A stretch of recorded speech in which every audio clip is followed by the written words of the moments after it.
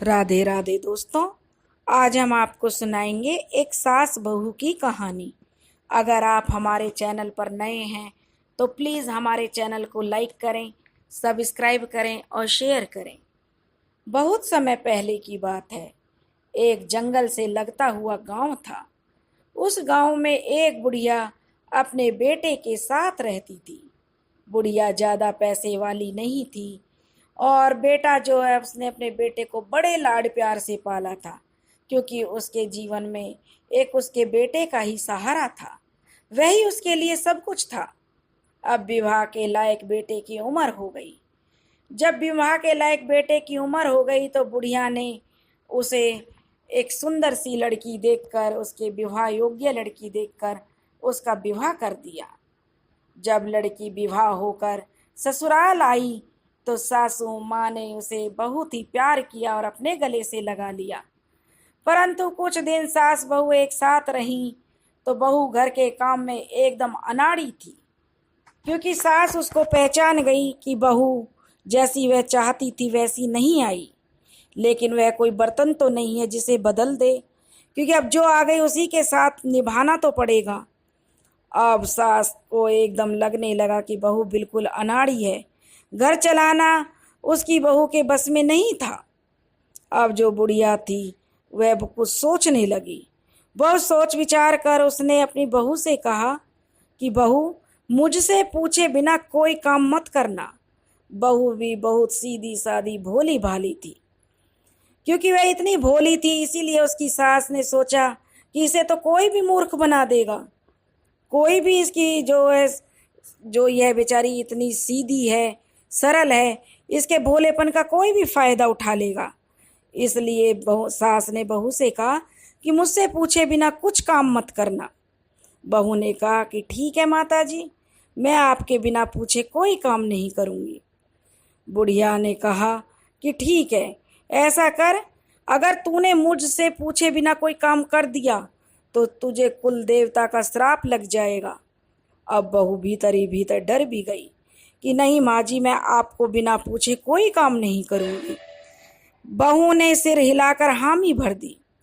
फिर तो बस सारा दिन घर में यही आवाज़ें आती, माँ जी कद्दू की सब्जी बना लूँ, माँ जी आटा कितना पीसना है, माँ जी भैंस को चारा कब देना है, माँ जी मैं बाल बांध लूँ, माँ जी लोटे से पानी पी लो, आदि जो भी मतलब कुछ भी बहू करती, माँ जी झाड़ू लगा दूँ, माँ जी खाना बना दूँ, जो भी करती, माँ जी अब मतलब सो जाऊँ, माँ जी उठ जाऊँ, हर काम वह अपनी सास से पूछ कर करती। कुछ दिन तक तो सब ठीक ठाक चलता रहा और सास भी खुश हो गई कि उसकी बहू उससे पूछे बिना एक गिलास पानी तक नहीं पीती। एक दिन सास को मामूली सा बुखार आ गया और उसी बुखार में सासू माँ चल बसी। अब क्या हो सकता था, बुढ़िया तो चली गई और जो बहू थी अब वह अकेली रह गई। अब वह किससे पूछकर काम करेगी? अगर वह सास से पूछकर काम नहीं करेगी तो उसकी सास ने उसे बताया था कि उसे कुल देवता का श्राप लग जाएगा। तो बहू ने मिट्टी की एक सुंदर सी गुड़िया बनाई और उसी को सास मानकर घर के काम काज करने लगी। कोई भी काम करने से पहले वह मिट्टी की जो मूर्ति बनाई उससे ज़रूर पूछती कि माँ जी ये काम कर लूँ, माँ जी वो काम कर लूँ। यह देखकर उसका पति भी कुछ नहीं कहता, क्योंकि वह जानता था कि उसकी पत्नी बड़ी भोली भाली है और वह उसे कुछ कहेगा तो वह तब भी नहीं मानेगी। वह बात की पक्की है, उसकी सास जैसे कह के गई है वह वैसे ही करेगी। पति अपनी पत्नी को बहुत प्यार करता था कि उसकी पत्नी अपनी सासू माँ की आज्ञा उसके मरने के बाद तक निभा रही है।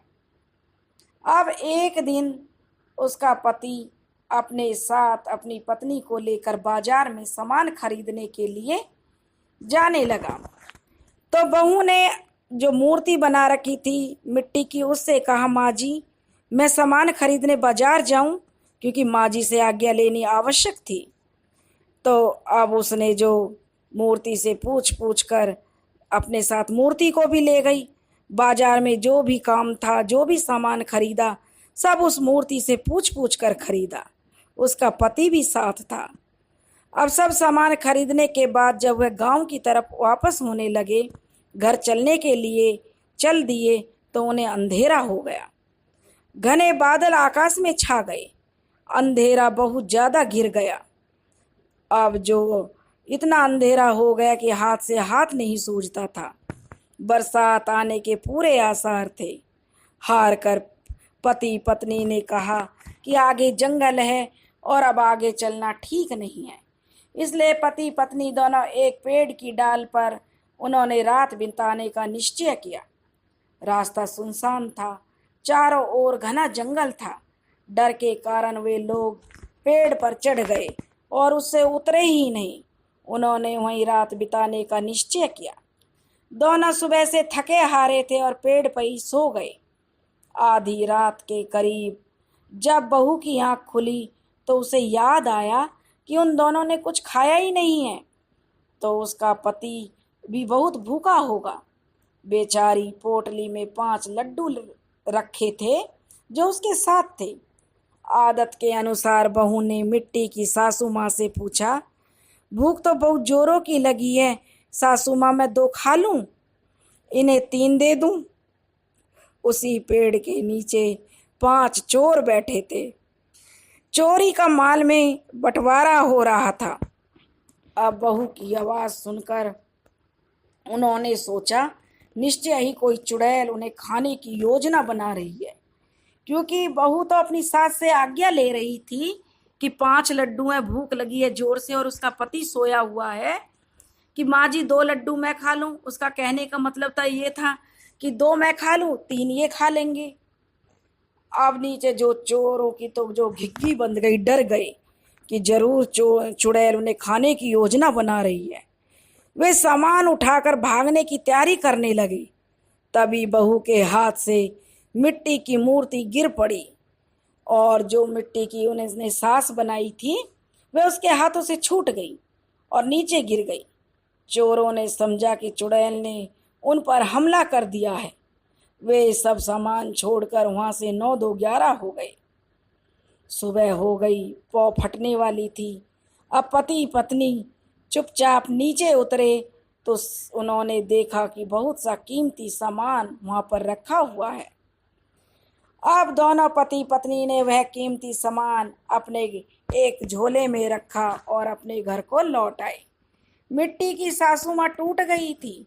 पति ने पत्नी को समझाया कि शायद अम्मा स्वर्ग में चली गई है, उन्हें अब अधिक कष्ट मत दो, अपनी बुद्धि से काम लो, अब दूसरी माँ बनाने की कोशिश मत करो, क्योंकि अम्मा जो है पेड़ से कूद गई और वह सीधी स्वर्ग चली गई।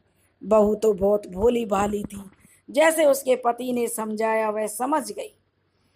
उसने अपनी पति की आज्ञा का पालन किया और अब आगे से वह अपनी गृहस्थी अपनी बुद्धि से चलाने लगी।